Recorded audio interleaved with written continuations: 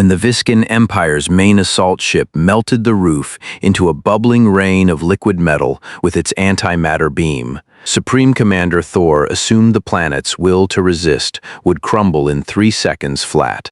Yet amidst the thick smoke and blaring alarms, this 2 a.m. Waffle House didn't offer the screaming or groveling the aliens expected. There was only shattered glass and the heavy, greasy stench of frying burger patties. Greg, a balding line cook, 16 hours deep into a graveyard shift, wore a uniform plastered with syrup and ash. He deadpan tapped a chipped iron spatula against the grease-caked griddle. Turning to the Intergalactic Warlord stepping out of his hovering battle armor, Greg barked, "I don't give a damn what star system you tin cans flew in from. Until you pay your tab, you ain't cutting the line for a window booth. Take your asses outside and wait, or I swear to God I'll pour boiling hot, tar black coffee straight down your exhaust pipes." Thor's prized tactical analysis visor flashed frantically. It desperately tried to comprehend this lowly carbon-based life form. The creature lacked any biological armor and was on the verge of physiological collapse from extreme fatigue, yet it radiated a chaotic, indiscriminate bloodlust more volatile than a supernova. Meanwhile, a few blackout-drunk truckers nearby didn't even bother looking up. They just grumbled that the alien dropship's engines were too damn loud and drowning out the country music on the jukebox. Thor's knuckles, covered in a grayish-blue keratin shell, tightened involuntarily. The red warning flash of his tactical visor blinked so fast it threatened to burn a permanent afterimage into his retinas. Error prompts from over a dozen crashing operational stacks rained down the center of his field of vision.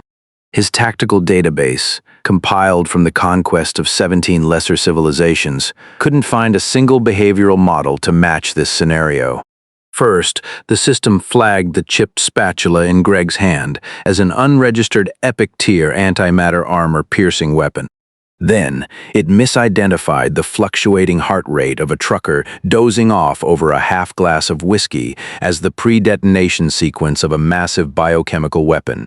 Most absurdly, a background junk data retrieval module actually pulled a fragmented record from an unknown civilization. It flagged this rundown, grease-choked diner as the highest threat chaos fortress in the known universe. Behind Thor, 2 elite shock troopers who had helped him trample the capitals of 3 colony worlds stood frozen with their plasma rifles raised. They forgot to even flap their respiratory gills. Out of the 372 engagement protocols in the Empire's standard combat manual, not a single one covered this. Nothing prepared them for landing on a target planet, only to have a drunk spit, a mouthful of tobacco juice onto a heavy armored boot worth 30,000 credits. Let alone having the drunk cuss them out, slurring "where'd you tin cans come from, blocking my TV signal." Thor's conqueror speech, held in his throat for a full 3 seconds, got completely stuck in his itchy gill slits. He couldn't squeeze out a single syllable. He had envisioned countless surrender scenarios, planetary leaders crawling at his armored feet to offer ancient relics, civilians weeping and begging for mercy, even suicidal resistance fighters charging forward with kinetic rifles to die. But he never imagined kicking down the door of a planet with a star-destroying fleet, only to be met without artillery or tribute. Instead, he got a line cook, threatening to pipe hot coffee into his exhaust, and a bunch of truckers bitching that his spaceship was ruining their country tunes. His visor's exhaust vents began to emit a scorched smell. Clearly, the overloaded CPU was on the verge of melting down. Thor's tailbone went numb from the severe cognitive dissonance. He stared at the neon-lit, beat-up jukebox above the bar, currently leaking mid-verse Johnny Cash lyrics. His hard-shelled finger slowly rested on the trigger of his plasma rifle. He slammed his finger down. The plasma rifle hummed, erupting with a deep energy tremor. A blindingly bright, spectral blue beam blasted from the barrel. It struck like a red-hot viper, nailing the chipped red jukebox right above the bar. Aging circuits instantly exploded in a shower of gold and red sparks. The looping country music died a sudden death. The neon lights illuminating the Johnny Cash record melted down into a puddle of dripping liquid glass. A split second later, the machine's plastic, metal, and dozens of vinyl records bubbled and softened together. In less than half a second, the whole rig melted into a bubbling, dark brown gelatinous sludge. It spread across the counter in a sticky mess, reeking of fried circuits and scorched vintage plastic. Thor held the smoking, faintly glowing weapon, his chest plate heaving violently. He finally vented that suffocating frustration lodged in his throat. As a Viscan Empire strike commander who had flattened 3 colonial capitals, he believed in using thunderous force to crush any garbage that dared ignore the Empire's majesty. The 5 truckers who were just slamming the table, cussing the alien engines for drowning out their CB radio dispatch calls, instantly froze. Their half-smoked cigarettes and half-raised beer cans stalled in midair. The diner-wide chorus of complaints abruptly cut off. Even the Christmas bells hanging by the door forgot to jingle. Greg's wrist, gripping the chipped cast-iron spatula, paused for a mere half-second. With a loud skirt, the sharp edge of the blade scraped across 3 hours of charred meat crust stuck to the hot griddle. He expertly swept the black, buttery grease chunks into the edge trap. 2 thick-cut burger patties pressed against the iron were still sizzling and oozing juices, their edges just forming a beautiful caramelized crust. Greg even used the momentary lull from the energy blast to casually sprinkle a heavy pinch of coarse salt over the meat. As he glanced up, his eyes swept past the fabric curtain leading to the back room. Maggie, a menopausal waitress, bulldozed her way through the curtain. The tips of her hair still bore the messy curls from a break-room nap. Her slippers punted a half-empty bottle of lemon-scented floor cleaner, sending a streak of white foam skidding across the tiles. In her right hand, she tightly gripped a heavy-duty commercial glass coffee pot. The black liquid inside was at a rolling boil. 200-degree coffee sloshed from the spout and splashed directly onto her foot, but she didn't even twitch an eyebrow. Greg recognized that look. The last time a drunk dared to flick cigarette ash into Maggie's personal stash of peach pie syrup, she had the exact same expression. He slammed the spatula hard against the griddle's edge, knocking loose the clinging grease. He watched Maggie's jaw clench tight as she carried that pot of bacon scalding coffee. Stomping straight through the sticky puddle of melted jukebox sludge, she marched step by step toward the cold, glowing alien figure standing by the counter. The cooling fans in Thor's tactical visor instantly redlined, shrieking like a busted kitchen blender crushing ice. The half-page Imperial Engagement Protocol interface, previously hovering in the corner of his vision, shattered into a screen full of garbled code. The biometric module's red targeting box dragged 3 frantic afterimages over Maggie's figure. Her heart rate monitor bar smashed right through the 999 threshold red line with a digital clang. 17 red-backed pop-ups instantly spawned. High-tier biochemical berserker host, threat level SSS. The barrage of alerts made his entire field of vision violently shake. He stared at the woman stomping through the gooey jukebox slag, his neural circuits totally gridlocked. Every shred of Imperial combat data clearly stated that the standard stress response of a carbon-based lifeform facing plasma weapons was to retreat 1.2 to 3.7 meters. Yet this female didn't so much as furrow her brow. Boiling coffee spilled from the spout, splashing onto her canvas sneakers, and she didn't even try to dodge it. His anticipated 3-second willpower collapse window had long passed. When the countdown timer ticked its final digit in the corner of his visor, the woman was less than 5 meters away from him. He had flipped through half of the 372 engagement protocols. Not a single one outlined how to handle a middle-aged female carbon-based lifeform charging with a glass carafe. Cold sweat seeped through the armor joints at the back of Thor's neck. He kicked aside the bubbling slag of the jukebox at his feet. Another thin wisp of acrid white smoke hissed from his visor's exhaust port. His knuckles turned a pale, bruised blue as he gripped the overheated plasma rifle. Advance. Physically suppress the target. Confiscate that high-heat container, but do not breach it with plasma fire. His voice cracked with the sheer irritation of an overloaded processor. Latest Imperial Logistics Directive. Accidental destruction of civilian assets means they dock your entire post-war credit bonus. The two elite shock troopers, veterans who had leveled 3 colony capitals, instantly stepped forward. Their wrist-mounted plasma bayonets hummed to life with cold blue energy blades. 30,000 credit alloy boots slammed heavily against the floor. Carrying over 200 kilograms of armored weight, they charged forward at full speed. The anti-slip treads on their soles rolled right over that spreading puddle of lemon floor cleaner foam without showing the slightest hint of slowing down. Greg's fingertips were dusted with coarse salt. Out of the corner of his eye, he kept a constant watch on the thick-cut patties developing an amber crust on the griddle. Meanwhile, his ears pinpointed the exact, slippery, melting butter sound of 200 kilos of heavy boots hitting that lemon foam. He didn't even raise his head. His left hand still rested on the griddle's temperature dial. With his right hand, he casually grabbed the long-handled industrial mop leaning against the prep station leg. The mop head was still crusty with unwashed maple syrup from last week, and its wooden handle was polished smooth from grease. With a flick of his wrist, the rock-hard mop handle swept out, hovering just an inch in front of the charging alien's ankles. He gave it a gentle, leveraged upward pry. A second ago, the 2 elite troopers were bearing down with glowing blue plasma bayonets, relying on their suits' built-in gyros to force their slipping boots forward.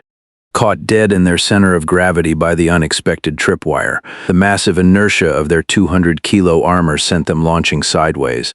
They couldn't even squeeze out a full yell.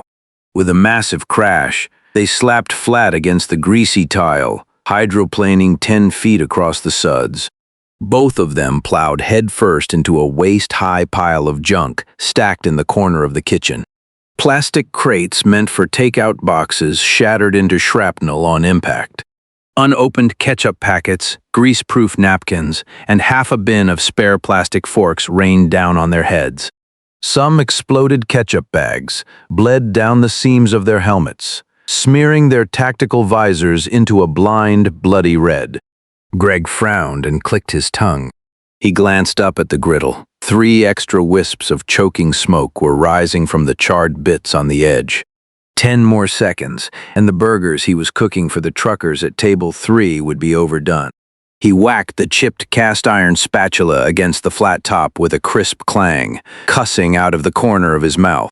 2 dumbasses in tin suits can't even walk without slipping, delaying my damn clock-out time. The bearded trucker nearby, who had been staring with a cigarette dangling from his lip for 3 seconds, sloshed the foam in his half-full beer can. He let out a piercing wolf whistle, loud enough to knock the dust off the rafters. Thor's back teeth ground together so hard his suit's plate squealed. He punted a half-eaten waffle off the floor, splatting it against the wall.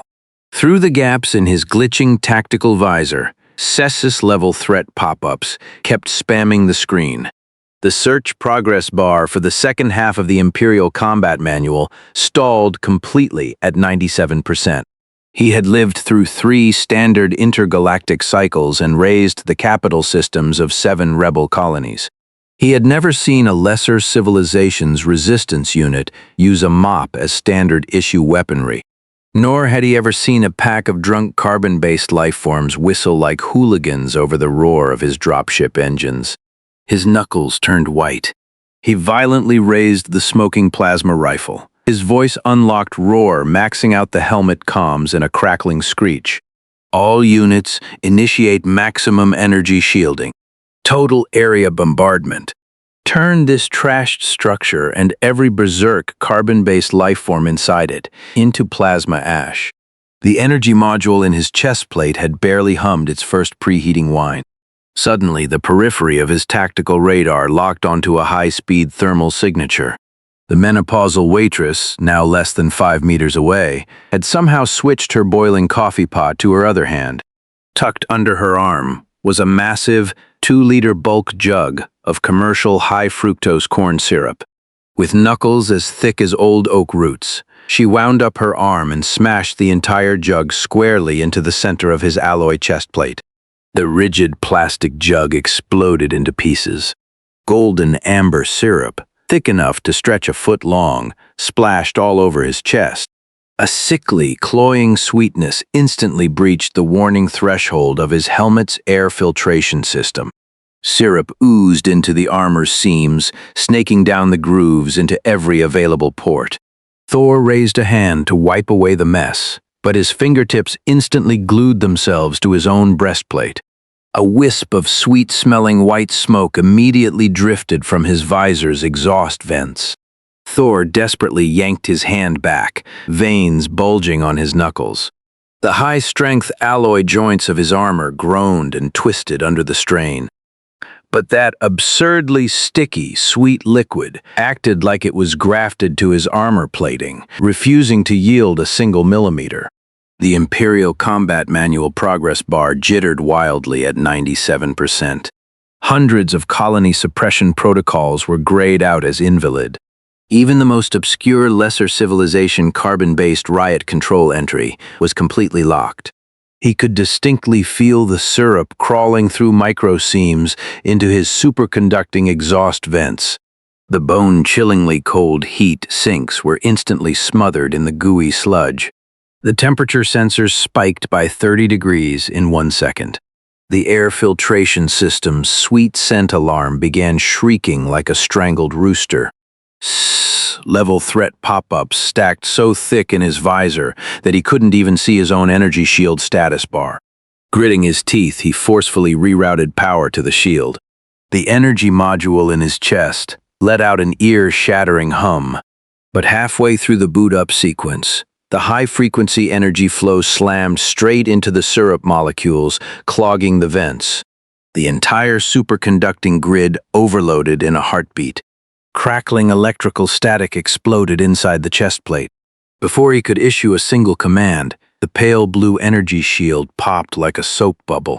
With a dull thump, it blew out a thick cloud of sweet-smelling black smoke, taking the tactical indicator lights on his shoulder pads with it in a crackling shower of sparks. Half of Thor's body instantly went numb from the short-circuiting armor. His fingertips were glued even tighter. The still, hot plasma rifle dropped with a loud clang onto the tiles, sinking into the lemon-scented foam.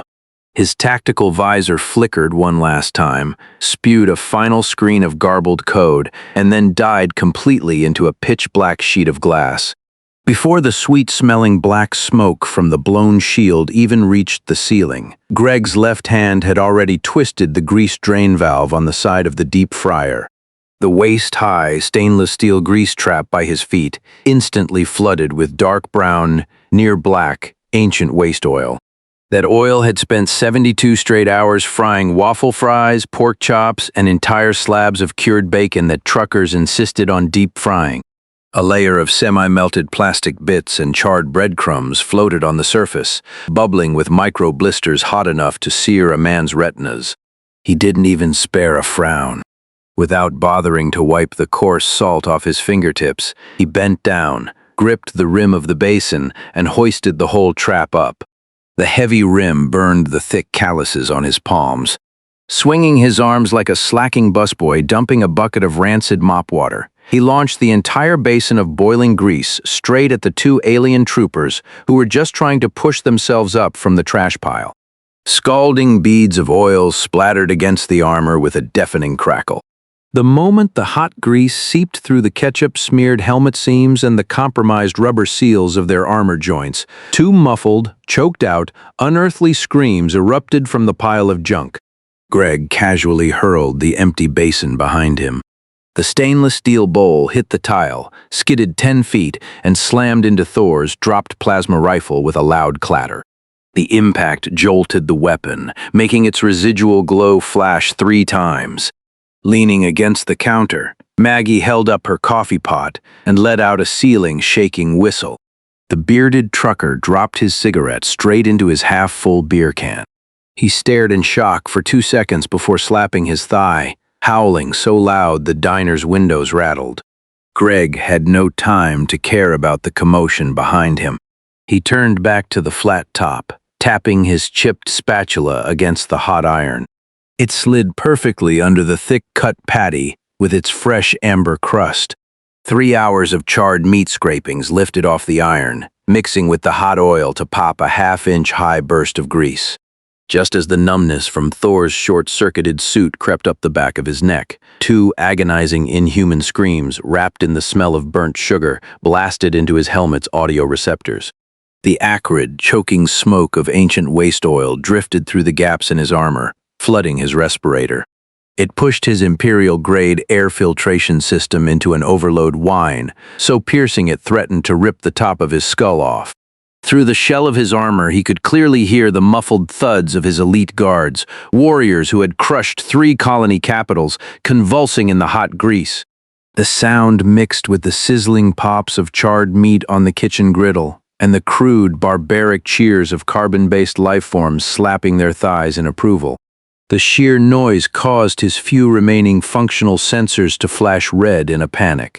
He struggled so hard his armor's metal joints groaned and warped. Finally, he brutally tore his syrup-glued fingertips away from his chest plate. The sharp alloy edges actually scraped off 2 sticky scabs of hardened syrup from his fingers. He practically threw himself at the comms dial on the side of his helmet, smashing it with his knuckles until bits of hard plastic chipped off. According to the Empire's standard operational playbook, encountering unexpected resistance from a lesser civilization for more than 3 seconds authorized an immediate request for a localized orbital strike. He had lived through 3 intergalactic cycles and fought hundreds of brutal campaigns, but never once had he been completely unable to broadcast an SOS. Yet, no matter how wildly he spun the frequency dial, there wasn't a single trace of the mothership's steady tactical ping on the channel. There was only the harsh, crackling static of dead air, interrupted by fragments of looping country music bleeding in from the melted jukebox. He couldn't even connect to a basic wide-band distress channel. On his wrist, the only small display screen that hadn't blacked out showed a violently fluctuating signal bar. It plummeted from 99% straight to 0, scrambled into random code, and then died with a sharp pop, plunging into total darkness. The plasma rifle that had skidded across the floor and hit the grease bowl flashed its spectral blue residual light one last time, completely dying into a cold hunk of scrap metal. He reached for the backup signal amplifier on the side of his shoulder pad. The moment his fingertip pressed down, the status light that should have glowed a steady blue flickered 3 times. With a snap, it popped a tiny shower of sparks and died completely. On his retinal projection, the progress bar for the Imperial manual remained deadlocked at 97%. 3 red-backed error messages popped up in sequence, glaringly labeled Unknown High-Tier Energy Interference Source, Threat Level Incalculable. Thor violently twisted his head, pushing every remaining scanning function in his helmet to maximum output. He dumped his last drops of processing power into a desperate scan of the ceiling. The instant the density read out for decades of compacted ancient grease buildup flashed across his vision, he froze in place. The parameters were a full 3% higher than the hull armor of the rebel starships he had blown apart in the Third Uprising.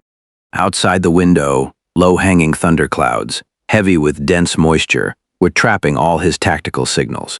The radio waves bounced aimlessly around the diner's interior, unable to penetrate even 100 meters outward. He had fought planetary invasions across 7 star systems and broken out of the Empire's highest security signal-blocking prisons. Never had a single military fortress managed to seal off all comm frequencies so thoroughly that not even a sliver of background static could leak out. He moved to charge for the door. His heavy armored boots planted squarely into the spreading puddle of lemon floor cleaner by Maggie's feet. The 200-kilo suit wobbled, nearly doing a full split on the spot. He barely managed to stabilize himself by grabbing the cold edge of the counter. Out of the corner of his eye, he caught sight of his two elite shock troopers still convulsing wildly in the trash pile. The screech of his armor's failing filtration system harmonized with the restaurant's kitchen fire alarm, giving him a splitting headache. He frantically jabbed every button on his suit, capable of tweaking the signal. Thick, sticky syrup had squeezed into every crevice, leaving the buttons totally unresponsive. Suddenly, his dead wrist display flickered with a string of garbled code. It shakily assembled into a sickly sweet scented line of text. Today's waffle special, $3.99. Staring at the scrambled text, the blood completely drained from Thor's face underneath the helmet. He finally reached an absurd conclusion that caused his suit's temperature sensors to spike by another 10 degrees. This rundown civilian dining structure wasn't just some ordinary street-side shop. It housed the highest-tier signal-jamming force field in the entire galaxy. Greg's thumb brushed the jagged edge of his spatula. He flipped the last thick-cut patty with a perfect amber crust off the griddle and slapped it straight into a grease-proof paper bag. Amidst the popping sizzle of hot oil, his eyes swept over to the alien boss by the counter, who was currently beating his own helmet like a drum. The alien's knuckles clanged against the armor, while the eerie blue glow from his wrist display lit up his visor, making him look like a glitching arcade cabinet. Greg whacked his iron spatula against the griddle's lip, shaking off the charred meat scraps. He wiped his heavily calloused hands casually on his greasy apron and stepped right over the counter rail. His rubber work boots hit the tile, coated in a slurry of lemon foam, maple syrup, and waste oil, with a sticky, sucking smack. A stray pickled olive from the chaos rolled around by his toe. The 5 drunk truckers were slapping the plastic tables and howling with laughter. The bearded guy fished his beer-soaked cigarette out of his can, shook it off, stuck it back in his mouth, and blew a thick ring of smoke. Maggie leaned against the coffee machine holding her bubbling glass pot, giving Greg an "I've got your back" hand signal. Greg walked up to Thor, tilting his shiny bald head, his bloodshot eyes fueled by a 16-hour shift, locked dead onto the alien's masked face. He pointed a finger at the steaming puddle of melted plastic in the corner that used to be the jukebox. Then he jerked his chin toward the prep station, gesturing at 2 batches of waffle batter scorched black by the plasma rifle's blast radius. His raspy, smoke-cured voice dripped with absolute annoyance. $400. Thor's fist froze mid-air, right before striking his helmet. Even the sparks trembling off his armor stalled for a half-second. Greg furrowed his brow. He knocked his knuckles against the alien's cold chest plate, shaking loose a few crusty flakes of dried maple syrup. "Don't play deaf with me. I just dropped $280 fixing those jukebox speakers last week, and now it's a puddle of slag. 2 waffles, plus the 2 perfectly cooked patties on my grill. That makes $400 total. Cash, card, or scan the QR code by the door, I don't care, but nobody gets a discount." He pointed at a yellowing sign taped to the glass door. "Store policy. You break it, you buy it." A half-eaten scrap of bacon from a customer last week was still stuck to the corner of the paper. Thor's entire suit began to shudder uncontrollably. His half-paralyzed arm twitched. The last few electrical sparks in his shoulder armor drifted out, mixing with the sweet-smelling grease smoke. Greg clicked his tongue impatiently. He stomped on a chunk of shattered armor plating by his foot, grinding it to dust. The grease splatters on his pant legs gleamed slickly under the lights. "I'm warning you, pal. I've got 8 hours left on this double shift, so don't you dare delay me going home to sleep. Pay up." Thor's knuckles locked rigidly in the air. Red warning pop-ups stacked over his tactical visor until they practically blinded him. With a loud click, the search progress bar for the 372 Imperial combat protocols permanently flatlined at 97%, failing to even generate an error prompt. He had lived through 3 intergalactic cycles and flattened the capitals of 7 rebellious star systems. He had seen Zerg queens spray corrosive acid in his face, and he had traded shots with space pirates wielding antimatter cannons. But never in his life had he seen a low-class civilian from a carbon-based civilization demand $400 in damages as their opening line, right after his squad had executed an orbital drop and breached their supposed high-tier shielding force field. Electrical sparks spitting from his shoulder seams licked at the syrup crust on his chest. The sweet, greasy smoke burrowed viciously into his helmet filters. Even the suit's built-in air purifier started whining as it choked on the sticky substance. The raging inferno in Thor's chest instantly incinerated the very last shred of his tactical rationality. Signal jamming? Unknown civilization threat assessments. To hell with all his combat priorities. With a mechanical clatter, he popped the weapon mount on his hip. A thermal blade, forged from the prow armor of a starship, sprang out with a lethal hum. The blindingly bright, cold edge instantly superheated the floating grease smoke into a sizzling hiss, venting faint wisps of blue ionized steam. He gripped the blade so hard his metal gauntlet groaned, scoring shallow grooves into the hilt. The Imperial logistics warning, accidental destruction of civilian assets, means they dock your entire post-war credit bonus, still refused to leave the corner of his vision. It overlapped with Greg's greasy face, which clearly screamed, "You ain't leaving without paying." It utterly shattered Thor's final psychological defense. Only one command remained in his brain. Cleave this line cook, standing in a sticky puddle of grime and holding a warm paper bag of burgers, clean in half. Reduce this entire trash Waffle House to atomic dust. Wipe this absurd memory, which belonged on the Empire's pillar of shame, from existence forever. The power assist modules in his leg armor immediately spiked to maximum output. He dropped his center of gravity and kicked back hard against the tile. A perfectly slick, entirely frictionless sensation instantly shot up his spine from the soles of his 200-kilo boots. Thor's pupils dilated in horror. Only then did he belatedly realize that the ground he was pushing off wasn't the standard rocky terrain noted in the Imperial Combat Manual. It was a lethal slurry of maple syrup, 72-hour-old waste oil, and lemon cleaner foam. He tried to pull his strength back, but the kinetic commands fired in his rage couldn't be canceled in time. Driven by his own massive inertia, his center of gravity pitched violently forward. The thermal blade, hoisted mid-air, left a blur of blue light as it went down. The moment Thor's 200-kilo suit slammed into the greasy tile, a stray French fry wedged in the grout shot into the air. The thermal blade in his hand narrowly missed Greg's rubberwork boot as it hacked down. With a screech, it slashed a half-inch gash through the floor tile.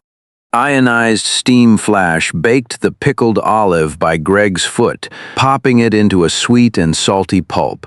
Greg didn't even shift his stance half an inch. He casually rested the paper-bagged hot burgers on the edge of the griddle. With a sharp clack, his chipped cast-iron spatula wedged perfectly into a seam in Thor's neck armor that had been warped by the boiling syrup. The worn edge of the spatula hooked cleanly onto the suit's exposed kinetic servo line.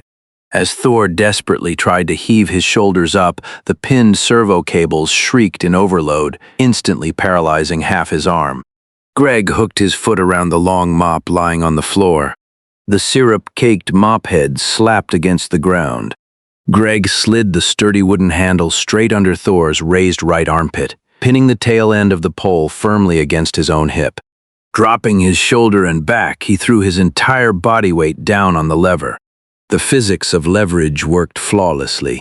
The 200-kilo Intergalactic Strike Commander was pinned face-first into floor tiles covered in cigarette butts, ash, and charred bacon bits. Half his mouth was shoved into a puddle of syrup, laced cleaner foam. The superheated thermal blade slipped from his grasp with a clang, skidding 2 feet away. The glowing blue edge brushed against Maggie's bottle of floor cleaner, vaporizing the splashing foam into a puff of choking white steam.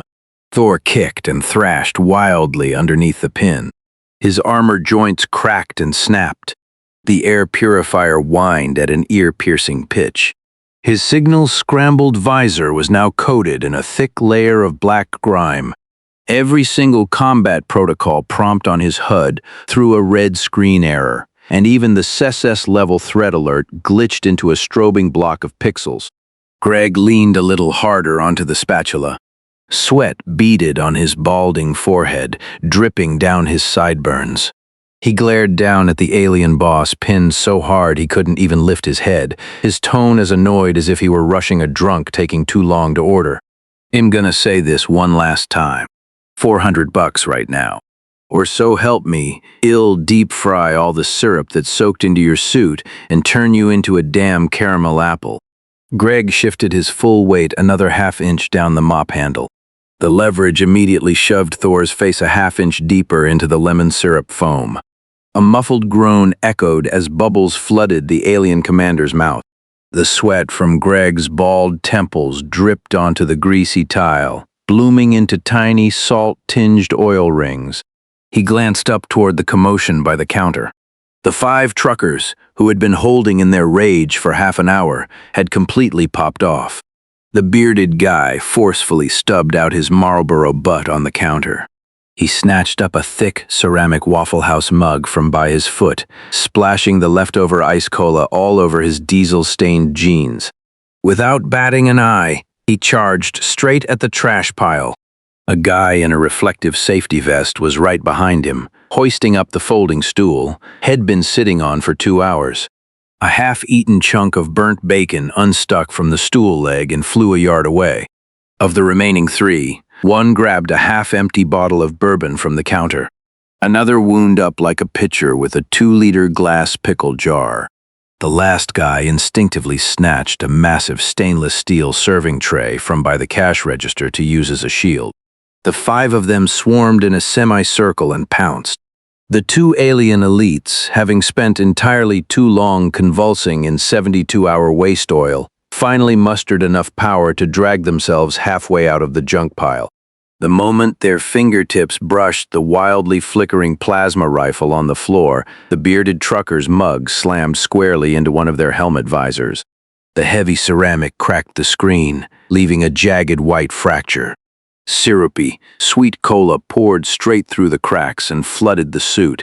Before the alien could even scream, the folding stool whistled through the air and cracked against the second trooper's shoulder, pauldron. The heavy 200-kilo armor was knocked backward. With a loud crash, the trooper slammed into the edge of the counter, toppling a whole row of ketchup bottles in a red and yellow waterfall. The truckers didn't give them a single second to reach for their weapons. They swarmed them, beating them mercilessly. Bourbon was poured directly into tactical visor vents. The pickle jar was smashed repeatedly against the servo motors on the backs of their necks. The stainless steel tray clanged endlessly against their helmets in a deafening percussion solo. One of the troopers used all his strength to deploy his wrist-mounted plasma bayonet. But before the glowing blue blade could even stabilize, a 220-pound trucker dropped his entire body weight butt first onto the raised arm. A crisp, clear snap echoed from the armor's joint. The bayonet popped loose and skidded into the grime. The trucker kicked the dropped plasma rifle out of the way. The glowing stick tumbled into the gap behind the deep fryer with a heavy thud, instantly releasing a plume of choking blue smoke. Greg's hand stayed steady as a rock on the spatula. He freed his other hand and tapped the chipped corner of the tool against Thor's grease-caked visor. The metallic clinking easily cut through the suits, shrieking alarms. "You hear that, buddy?" His voice dropped dead low, his hot kitchen grease breath fogging up Thor's helmet.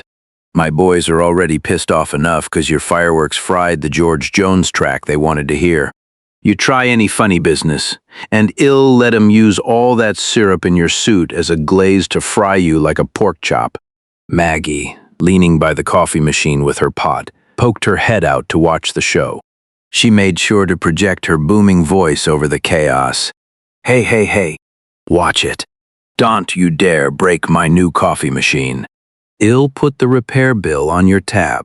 The bearded trucker didn't even look back as he brought the folding stool down for another strike. "Don't sweat it, Maggie. We're only smashing these tin can bastards. We won't touch a drop of your batter."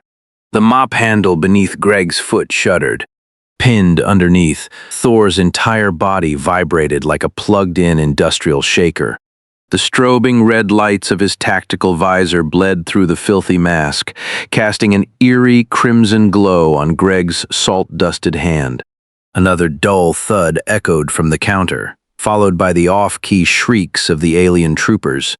A knocked-over bottle of lemon cleaner spilled into the tile grooves, bubbling its way right up into the exposed ear slits of Thor's helmet. The suit's high-pitched alarm instantly jumped a full octave. The lemon cleaner foam hissed as it seeped into Thor's helmet lining. The air purifier shrieked at a frequency capable of shattering starship-reinforced glass, vibrating his brain matter inside his skull. Right behind him, another dull thwack signaled a folding stool making blunt force contact with the shoulder plate of his top SES-class shock trooper. It was followed by the crackling sizzle of bourbon, short-circuiting their internal electronics. The red error pop-ups on his visor were completely gridlocked into frozen pixels. The 372 Imperial engagement protocols, which had never failed him across 7 conquered galaxies, were stuck dead at 97%. The error prompts layered over each other in a relentless avalanche. Energy shield critical, syrup infiltration in heat sinks, comms array critical, grease refraction detected, elite combat capability degraded, 75%, and post-war credit bonus deducted 100% for civilian property compensation. Sickly sweet maple syrup oozed from the edges of his visor right onto his corneas. He tried desperately to command the suit's hydraulics to lift his arm, but the servo lines clamped tight by the iron spatula only fed back a tingling electrical buzz. His arm felt as limp as expired nutrient paste. He watched helplessly as the final crimson alert pushed its way to the front of his error screen. All plasma weaponry has fallen into a 72-hour continuous heating waste oil vat. Complete meltdown estimated in 120 seconds. All the arrogance, disbelief, and bone-deep terror Thor had bottled up since his squad's orbital drop finally detonated in his chest. Channeling the very last dregs of power remaining in his suit's servos, he balled his barely mobile left fist until his knuckles turned white. Wearing heavy metal gauntlets, he smashed his own fist directly into his strobing tactical visor. With a loud crack, the reinforced optical lens shattered into a spiderweb of glass. Scorching electrical sparks and conductive coolant fluid exploded all over his face. Stripped of any remaining dignity befitting an Imperial Supreme Commander, Thor tore at his vocal cords, half clogged with syrup, and unleashed a pitch-cracking, hysterical scream that sent ripples through the lemon foam by his feet.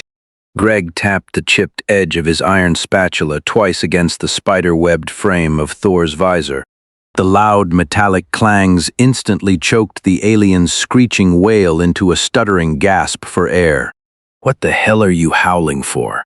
Pitch it any higher and you're gonna rattle the grease right out of my bacon." His boot heel ground down over the screaming exhaust vent on the side of Thor's armor.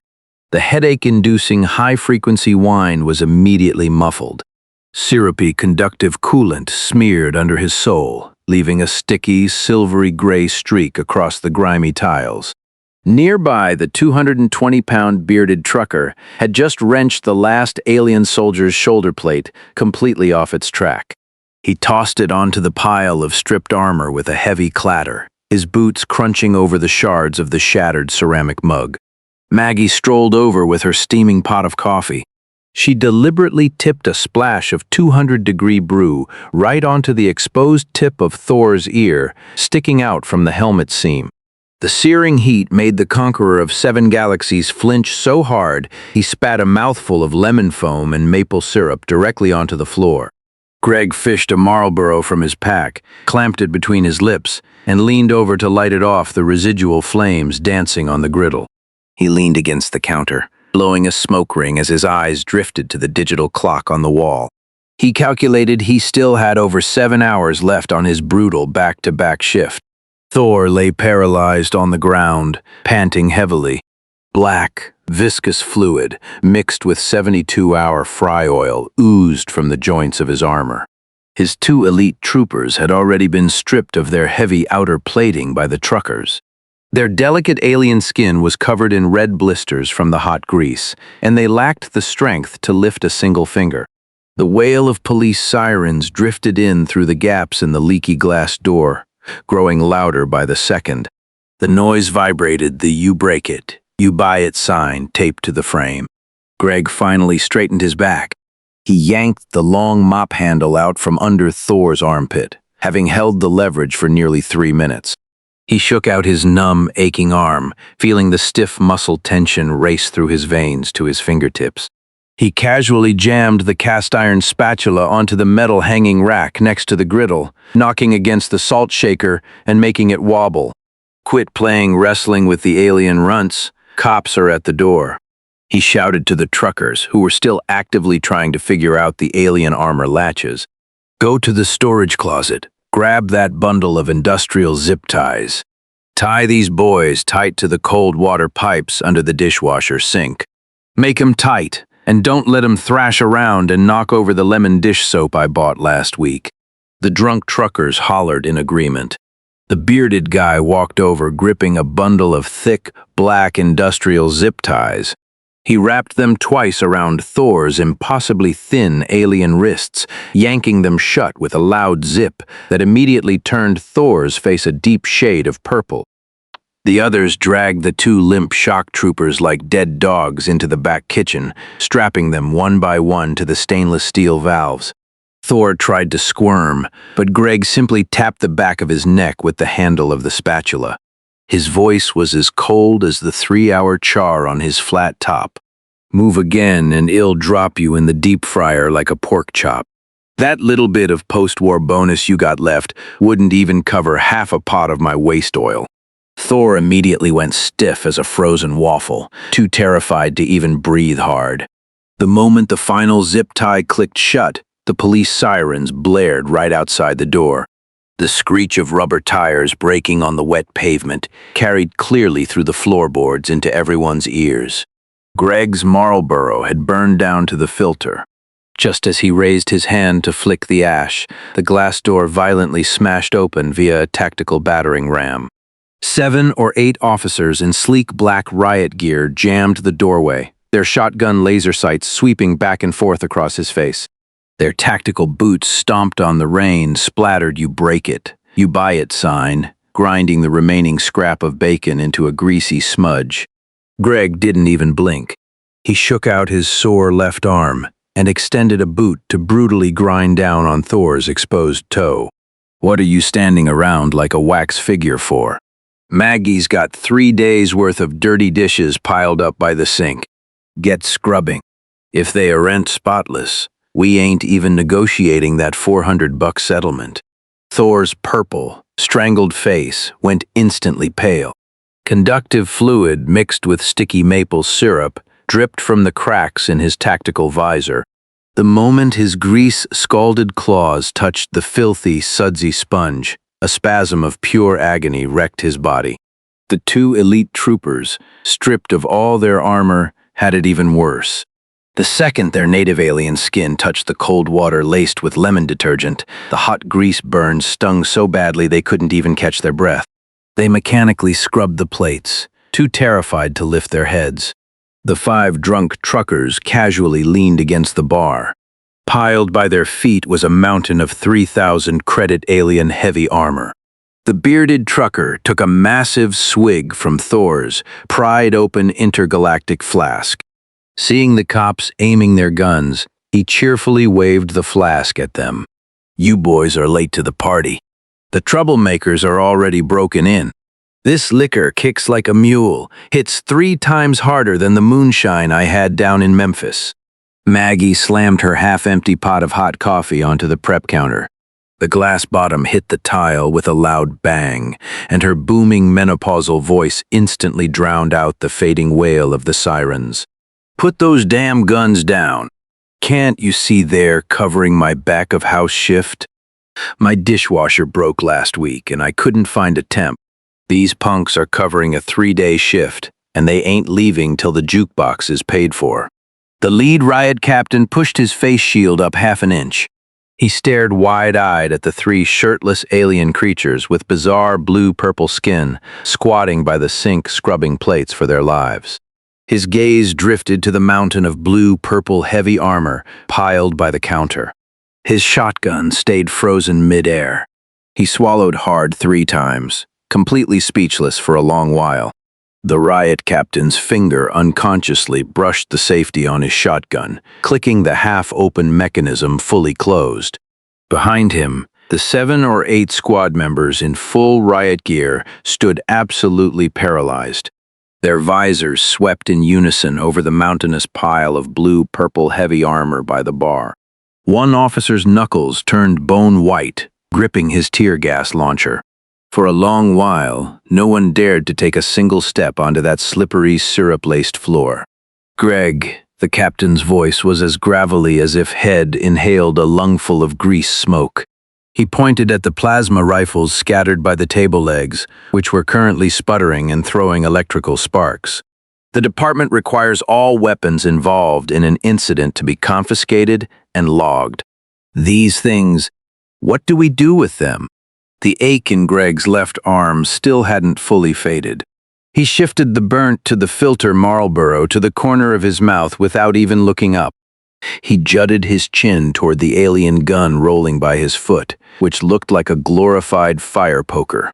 The casing was caked in syrup and bacon grease, dripping melted circuit board runoff from its seams. Before the riot cop could even bend down to pick it up, Greg delivered a sweeping sidekick with his work boot. The 50-pound Elite Standard Issue alien weapon skidded across the floor like an empty Coke bottle. With a loud clatter, it plunged straight into a waist-high wastepaper basket stacked in the corner, dragging 2 other sliding plasma rifles right in with it. A plume of acrid white smoke instantly rose from the rim of the bin. Those pieces of scrap metal can't even fry an egg. Don't let 'em block my line. The smoke ring Greg exhaled carried the heat of the griddle right into the riot captain's face. The captain stood stunned for 2 seconds, watching helplessly as the pile of top-tier alien weaponry, worth hundreds of thousands of credits, hissed like a wet fart inside the trash can. The 120-second meltdown countdown finally hit 0, and the whole arsenal melted into a puddle of bubbling blue plastic sludge. The bearded trucker sauntered over, clutching his space flask, and shoved a half cup of glowing blue liquor into the captain's hand. He gave a conspiratorial wink. Try it. Hits 3 times harder than Memphis moonshine. It's the good stuff these alien boys were hoarding. The captain's hand trembled so hard, he nearly dropped his shotgun. Greg wiped his lightly greased spatula on his apron and turned back around the counter. His boot heel ground over the "You break it, you buy it" sign, smashing the very last crumb of bacon into a greasy stain. He walked straight back behind the flat top. With a flick of his fingers, the burner valve sparked, and blue flames instantly licked upwards. He slapped 3 strips of thick-cut cold bacon straight onto the red-hot iron. The loud sizzle immediately filled the room with the rich aroma of charring meat. Golden beads of fat rolled down the grooves of the griddle, dripping into the 3-day-old waste oil pan below with a popping sizzle. A loud crash echoed from the back kitchen. Thor's sudsy claws had slipped, nearly dropping a stack of white porcelain plates to the floor. Maggie's booming voice instantly pierced through the entire diner. Careful. Those plates cost 80 cents a pop. Break one and it's coming out of your $400 tab. Lightning flashed outside, casting an eerie blue reflection across the long line of flashing red and blue police cruisers. Greg, cigarette still dangling from his mouth, flipped a strip of bacon. He glanced up at the digital clock on the wall, 3:17 a.m. He still had exactly 7 hours and 43 minutes left before his 16-hour marathon shift was done. It would be less than 8 minutes before the last remaining signal of the alien dropship floating 30,000 feet above was completely scrambled into static by the grease smoke and the storm. The wind chime on the front door jingled loudly as it swung open. A long-haul trucker in a reflective vest rubbed his eyes, squeezed past the cops, collapsed onto a bar stool, and hollered at the top of his lungs. "Greg, give me an order of well-done waffles, double bacon, and throw 3 sunny-side-up eggs on top. Heavy on the syrup." Greg grunted in acknowledgement. His chipped cast-iron spatula clanged crisply against the edge of the griddle, the sharp metallic ring easily drowning out the sound of breathless aliens scrubbing dishes in the back.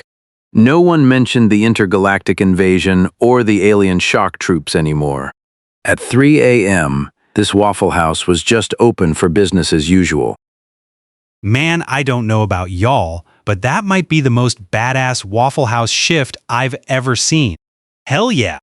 A 200-kilo intergalactic warlord, a guy who conquered 7 star systems getting pinned to the floor by a greasy mop and threatened with a deep fryer. That is just crazy. I mean, you do not mess with a line cook on hour 16 of a double ship. What about you guys? If an alien armada crash landed in your hometown diner, what everyday junk are you using to kick their asses? Let me know down in the comments.